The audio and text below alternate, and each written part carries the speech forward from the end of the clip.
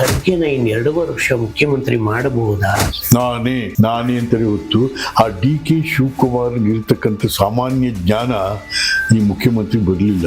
ಆಸೆಗಳಿದೆ ಆಗ್ಬೇಕು ಅಂತ. ಖರ್ಗೆ ಕರ್ನಾಟಕ ರಾಜ್ಯದ ಅತ್ಯಂತ ಎತ್ತರದ ನಾಯಕ. ಮುಖ್ಯಮಂತ್ರಿ ಆಗ್ಬೇಕು ಅಂತಂತ ನಾನು ಒಬ್ಬ ಅಲ್ಲ, ಸ್ವತಃ DK ಶಿವಕುಮಾರ್ ಹೇಳ್ತಾನೆ. ಖರ್ಗೆ ಅವರನ್ನ ಆಹ್ವಾನಿಸಿ ನೀವು ಮುಖ್ಯಮಂತ್ರಿ ಆಗಿ ಅಂತ ಕೇಳ್ಕೊಳ್ಬಹುದಲ್ಲ ಸರ್? ಆಗ್ಲಿ ಕಣಿಯ, ಇನ್ನು ವಯಸ್ಸಿದೆ ನಿಮ್ಗೆ, ನೋಡೋಣ ಏನೇನಾಗ್ತದೆ ಅಂತ.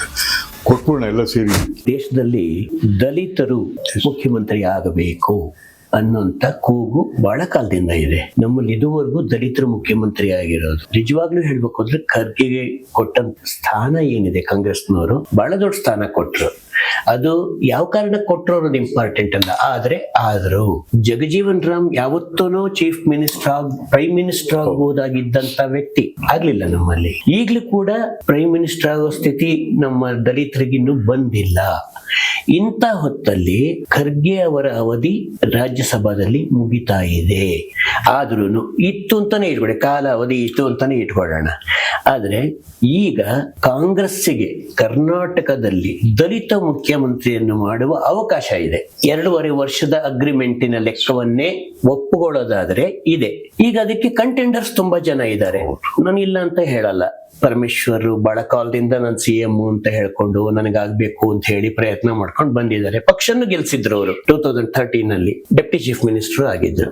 ನೆಕ್ಸ್ಟ್ ಸತೀಶ್ ಜಾರಕಿಹೊಳಿ ಅವರು ಕೂಡ ಪ್ರಯತ್ನ ಮಾಡಿದ್ದಾರೆ ಅಂತ ಹೇಳಿದ್ರೆ ಅವರ ಆಸೆಗಳಿದೆ ಆಗ್ಬೇಕು ಅಂತ. ಆದ್ರೆ ಇವೆಲ್ಲವನ್ನು ಸರಿಪಡಿಸ್ಲಿಕ್ಕೆ ಖರ್ಗೆನ ಇನ್ನು 2 ವರ್ಷ ಮುಖ್ಯಮಂತ್ರಿ ಮಾಡಬಹುದಾ? ಮಾಡಿದ್ರೆ ಒಳ್ಳೇದಲ್ವಾ? ಕರ್ನಾಟಕ ಇಡೀ ದೇಶಕ್ಕೆ ಒಂದು ಮಾದರಿ ಆಗಲ್ವಾ? ಖರ್ಗೆ ಚೀಫ್ ಮಿನಿಸ್ಟರ್ ಆಗ್ತಾರಾ?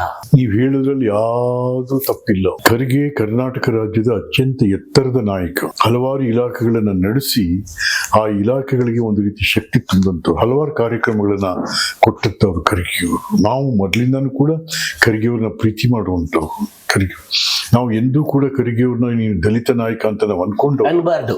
ಇಲ್ಲ, ನಾವು ಈ ನಾಡಿನ ನಾಯಕ. ಆದ್ರೆ ನಾನು ಸಂದರ್ಭೋಚಿತವಾಗಿ ಪ್ರಶ್ನೆ ಕೇಳಿದೆ ಅಷ್ಟೇ.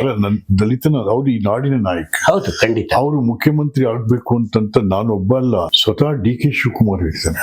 ಅದೇ ನೀವು AICC ಅಧ್ಯಕ್ಷರಾದಂತ ಖರ್ಗೆ ಸಾಹೇಬ್ರನ್ನ ನೀವು ಮುಖ್ಯಮಂತ್ರಿ ಮಾಡೋದಾದ್ರೆ ನಾನು ಸಂತೋಷ ಅಂತ ಸ್ವತಃ ಶಿವಕುಮಾರ್ ಮಾತಾಡಿದ್ದಾರೆ. ಹಾಗಾಗಿ ಈ ನಾಡಿನ ಎಲ್ಲಾ ನಾಯಕರುಗಳು ಕೂಡ ಅವರು ಮುಖ್ಯಮಂತ್ರಿ ಆಗಬೇಕು ಅಂತಕ್ಕಂಥ ವಿಶ್ವಾಸವನ್ನ. ಈ ಸಮಯದಲ್ಲಿ ಸಿದ್ದರಾಮಯ್ಯನವರು ತಮ್ಮ ಉದಾರತನವನ್ನು ತೋರಿಸಿ ತಾವು ಹಿಂದುಳಿದ ನಾಯಕ, ದಲಿತರ ಪರ, ಅಹಿಂದ ಅನ್ನೋ ಪದಕ್ಕೆ ಅರ್ಥ ಇದ್ರೆ ಖರ್ಗೆ ಅವರನ್ನ ಆಹ್ವಾನಿಸಿ ನೀವು ಮುಖ್ಯಮಂತ್ರಿ ಆಗಿ ಅಂತ ಕೇಳ್ಕೊಳ್ಬಹುದಲ್ಲ ಸರ್? ಅವ್ರು ಇಲ್ಲಿ ತನಕ ಹೇಳಲೇ ಇಲ್ಲ.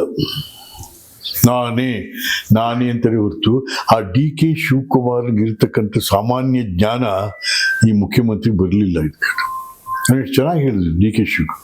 ಅದೇ ನಮ್ಮ ಮುಖ್ಯಮಂತ್ರಿ ಯಾರು ಸಿದ್ದರಾಮಯ್ಯನವರು, ಹೌದು ನಾನು ಸಾಕು, ನನಗೆ ಆಗ ಒಂದು 5 ವರ್ಷ ಕೊಟ್ಟಿದ್ರು, 2.5 ವರ್ಷ ಕೊಟ್ಟಿದ್ದಾರೆ.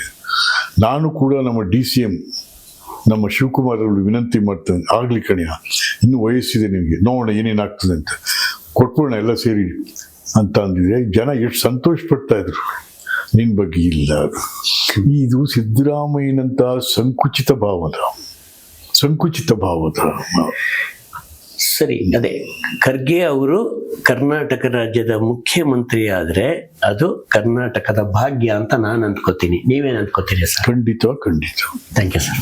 ಹೆಚ್ಚಿನ ವಿಡಿಯೋಗಳಿಗೆ ಪ್ರತಿಧ್ವನಿ ಯೂಟ್ಯೂಬ್ ಚಾನೆಲ್ ಸಬ್ಸ್ಕ್ರೈಬ್ ಮಾಡಿ, ಬೆಲ್ ಐಕಾನ್ ಕ್ಲಿಕ್ ಮಾಡಿ.